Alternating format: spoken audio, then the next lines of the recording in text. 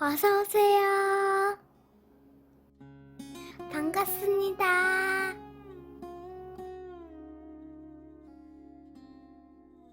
안녕하세요. 저는 자영업을 하고 있는 30대 싱글 남자입니다. 작은 편의점과 세탁소를 운영하고 있습니다. 27살에 직장 생활을 시작하였지만 부모님께서 일찍 돌아가시면서 가지고 계신 5층짜리 빌라 건물과 하시던 세탁소를 물려받게 되었습니다. 처음에는 세탁소를 임대를 놓았지만 다른 사람 손에 변하는 것이 싫어서 제가 기술을 배워가며 세탁소를 제가 운영하게 되었습니다. 그런데 아직 실력이 없어서 그런지 매출은 좋지 않았고 퇴직금과 모아놓았던 돈을 탈탈 털어서 세탁소 옆 상가에 편의점을 내었습니다. 부모님이 주셨던 건물에서 장사를 하다 보니 다른 창업자분들과 달리 상대적으로 적은 돈으로 시작할 수 있었습니다. 게다가 대학가 근처 빌라였기에 원룸들도 월세로 잘 나갔습니다. 이렇게 저는 살고 있습니다. 지금으로부터 약 1년 전쯤 고향 친구한테 연락이 왔습니다. 큰 형님의 딸인 여조카가 서울에 있는 대학을 다니고 있는데 얼마 전부터 형님의 가정 형편이 안 좋아지기 시작했고 최근에는 대학도 그만둬야 될 상황이 되었다고 하였습니다. 그래서 일단 등록금은 형제들끼리 조금씩 모아서 보태주고 있는데 서울 월세가 너무 비싸서 부담이라고 하였습니다. 그런데 제가 원룸을 하고 있던 것이 생각나서 좀 저렴하게 해주면 안 되냐고 하는 것이었습니다. 친구의 큰 형님이라는 분의 사정을 들어보니 너무 딱하기도 하고 저랑도 너무 친한 친구 사이이기에 일단 걱정하지 말라고 하면서 언제 이사 올 거냐고 물었습니다. 정말 고맙다며 조카랑 일정 상의해서 연락을 준다고 하였습니다. 그날 오후 세탁소에서 일을 하고 있는데 처음 보는 아가씨가 들어왔습니다. 처음 보는데도 정말 이쁘다고 생각이 들었는데 알고 보니 친구의 여조카였습니다. 너무 고맙다며 인사도 드릴 겸 이사갈 곳과 날짜 관련해서 이야기하려 왔다고 하였습니다. 그래서 사실 친한 친구이기에 부탁을 거절할 수가 없어서 아무런 생각도 없이 일단 도와준다고 한 거라고 솔직하게 말을 해주었습니다. 게다가 현재 제가 가지고 있는 빌라 안에는 빈 방은 없는 사실도 알려주었습니다. 대신에 현재 제가 이것저것 넣어두고 창고로 쓰고 있던 옥탑방이 있습니다. 예전에는 거기도 월세를 주었지만 너무 낡기도 하고 부동산에서 요즘 옥탑방은 월세가 잘 안 나간다고 해서 제가 창고로 쓰고 있던 중이었습니다. 그래서 시간에 여유가 있으면 옥탑에 있던 짐들은 정리를 하고 도배랑 장판 화장실도 일부 고쳐서 살게 해준다고 하였습니다. 다만 가끔 전화 세입자들이 올라와서 담배를 피우고 간다거나 빨래를 널거나 지인들과 와서 고기도 구워 먹고 해서 어수선할 수도 있다고 말을 해주었습니다. 그 외에는 에어컨도 새 것으로 넣어줄 테니 여름 덥지 않을 거고 보일러는 빵빵해서 겨울에도 안 추울 거라고 하였습니다. 정말 감사하다며 계속 인사를 하였습니다. 게다가 옥탑을 가려면 주인 집 계단에 있는 별도의 현관문을 통해서 올라가야 되니 안전한 것 같아 좋다고 하였습니다. 그런데 기존 월세방을 비워주는 날이 생각보다 촉박하였고 2주 정도 제 집에 같이 지내게 되었습니다. 며칠간 같이 지내면서 옥탑방 정리 및 인테리어도 같이 하고 저녁에 옥상에서 같이 바베큐 해먹고 하니 딸 같기도 하고 여동생 같기도 하였습니다. 외동아들에다가 부모님이 돌아가신 이후에는 이 집에서 혼자 살다 보니 항상 집안은 조용하고 외로웠는데 저 나름대로 좋았습니다. 사람이 사는 집 같더라고요. 그리고 옥탑방이 다 준비된 이후에는 이사를 갔습니다. 다만 아가씨이다 보니 옷이며 액세서리의 짐들이 많았습니다. 당장 필요하지 않은 계절 옷이나 짐들 일부는 제 집에 두고 갔습니다. 어차피 저는 집에 빈 방도 많고 당장 생활하면서 쓰지도 않는 것들을 옆에 둘 이유가 없으니까요. 게다가 이렇게 하면서 그나마 조금 더 넓게 생활을 할 수 있으니 좋기도 하고요. 다만 가끔씩 자기 짐에서 필요한 것들 가지려 아무 때나 집에 찾아옵니다. 뭐 가져갈 것도 없고 해서 집 비밀번호를 알려주었는데 정말 아무 때나 막 들어와서 다소 당황스러웠던 적이 몇 번 있었습니다. 샤워하고 나와서 다 벗고 소파에 앉아 있는데 그냥 문을 열고 들어오는 바람에 민망했던 적이 있었습니다. 인터폰은 누르고 들어오라고 하였지만 까먹는 것 같았습니다. 아무튼 이렇게 벽이 없이 지낼 만큼 친해지게 되었습니다. 처음에는 사장님이라고 부르더니 요새는 삼촌이라고 불렸다가 오빠라고 불렸다가 급할 때는 이름을 부를 때도 있습니다. 저는 그냥 옥탑방 아가씨라고 불렸습니다. 친구의 조카라고 부르기도 불편하고 이름 부르는 것도 어색했습니다. 그런데 어느 날 사촌 동생의 사망 소식을 듣고 장례식장을 며칠 다녀왔습니다.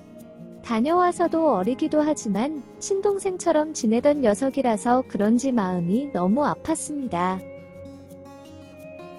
게다가 한 달 뒤에 결혼을 하기로 하였고 재수씨가 될 뿐 뱃속에는 아기도 있었는데 그냥 너무 안타깝고 속상했습니다.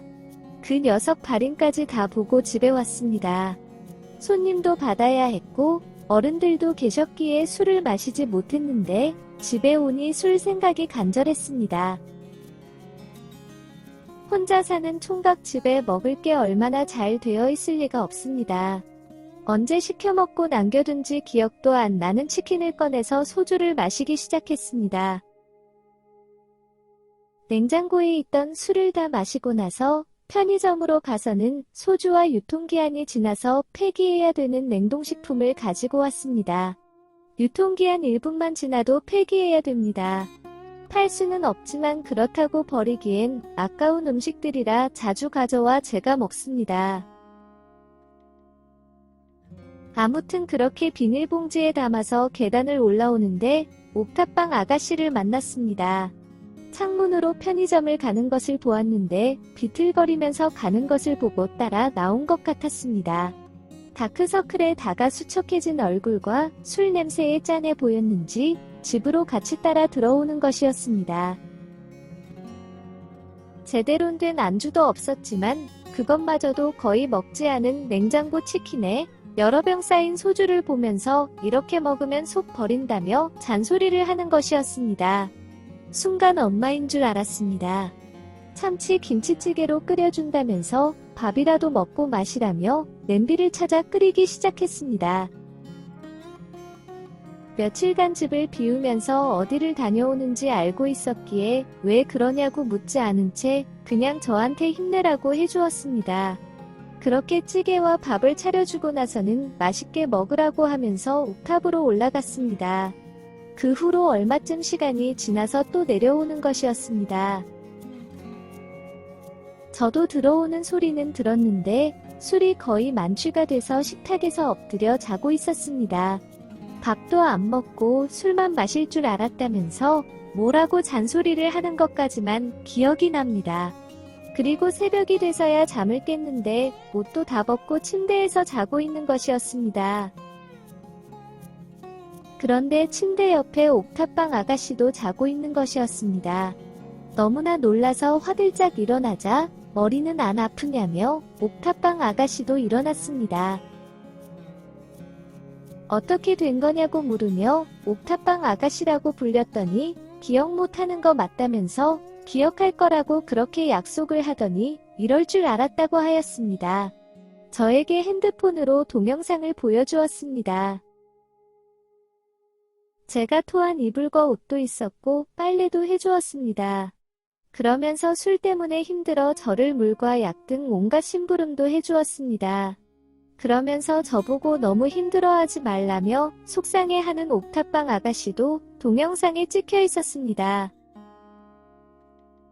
그러면서 이런 상황에 말하고 싶지는 않았는데 솔직하게 말을 해야겠다면서 친절하고 유쾌한 성격을 가진 저를 좋아한다는 것이었습니다. 그리고 삼촌의 친구이지만 자기랑 나이 차이가 7살 밖에 차이가 안 난다면서 요즘에는 띠동갑도 사귀는 시대라며 저랑 만나고 싶다는 것이었습니다. 그런데 거기서 제가 좋다며 같이 맞장구를 치고 있었습니다. 외롭고 힘들었는데 너가 집에 들어오면서 나도 덕분에 좋은 에너지도 나고 좋다고 하였습니다. 그러면서 둘이서 사귀자고 손가락 도장까지 찍고 꼭 기억하라는 옥탑방 아가씨 말에 제가 꼭 기억할 수 있다며 친구한테 전화를 걸어서 여조카랑 사귀기로 했다며 통화도 하였습니다. 그러고 나서 제 폰을 보니 친구의 부재중 전화가 엄청 와 있었습니다. 맨 마지막 문자에 내일 첫 차 타고 올라올 거라며 도망가지 말고 딱 기다리고 적혀 있었습니다. 게다가 지난밤에 남녀의 그런 뜨거운 시간도 보낸 것이었습니다. 이건 뭐 적나라하게 찍혀있는 영상 때문에 변명할 소지가 없었습니다. 왜 찍었냐고 물었더니 솔직하게 마음을 이야기해야겠다고 생각이 든 이후에 기억이 안 난다고 할 것 같아서 그 후로는 모든 것을 다 찍었다고 하였습니다. 그날 아침이 좀 지나서 친구가 집에 왔고 보자마자 주먹질을 하는데 별이 보였던 것 같습니다. 옥탑방 아가씨 그러니까 여자친구가 시끌시끌한 소리에 내려와서는 친구를 말리더니 본인 좋아해서 따라다닌 거라며 때리지 말라고 하는 것이었습니다. 부모님한테는 어떻게 말할 거냐고 하는 친구 말에 연상의 남자친구가 생긴 것뿐이고 자기랑 7살 차이인데 문제될 것이 없다는 것이었습니다. 번듯한 직업이 있고 사지 멀쩡하고 착한 사람을 만나는 것인데 뭐가 문제냐는 것이었습니다. 친구 녀석도 뭐라고 할 말이 없는지 혼자 씩씩거리다가 자기도 모르겠다며 너네들이 알아서 하라고 하였습니다. 다시 내려간다길래 올라왔는데 하루 자고 가라고 하였습니다.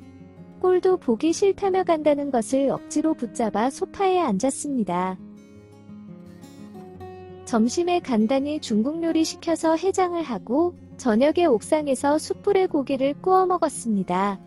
다 같이 고기에 술을 마시는데 여자친구가 어제 술 많이 먹었다면서 오늘은 조금만 마시라며 걱정하는 모습을 보고 친구가 제발 자기 앞에서는 이런 모습을 보여주지 말라고 하더군요. 최소한 적응할 때까지는 참아달라고 하는 것이었습니다. 저도 사실 저 때는 잘 적응이 되지 않았습니다. 현재는 여자친구는 졸업 및 취업을 하였고 뱃속에 아이도 생겼습니다. 다음 달에 결혼도 합니다. 친구가 이제 자기가 윗사람이라며 깍듯이 모시라는데 무시하고 있습니다. 부모님이 돌아가시고 혼자 지내면서 마음적으로 외롭고 많이 힘들었는데 부모님이 남겨주신 이 집을 통해서 좋은 여자를 만나 결혼도 하고 임신도 한 것 같아서 왠지 하늘에 부모님이 보내주신 선물 같습니다. 아마 많이 기뻐하실 것 같고 한편으로는 살아계실 때 이런 모습을 보여드리지 못해서 아쉽고 죄송스럽습니다. 앞으로 이 집에서 오래오래 행복하게 잘 살겠습니다. 두서없이 적은 제 사연을 읽어주셔서 감사합니다. 오늘의 사연은 여기까지입니다. 구독과 좋아요, 알림 설정 부탁드립니다. 긴 글을 읽어주셔서 감사합니다. 구독과 좋아요 꾹꾹 눌러주세요. 꾹꾹. 알림 설정도 꾹꾹 눌러주세요.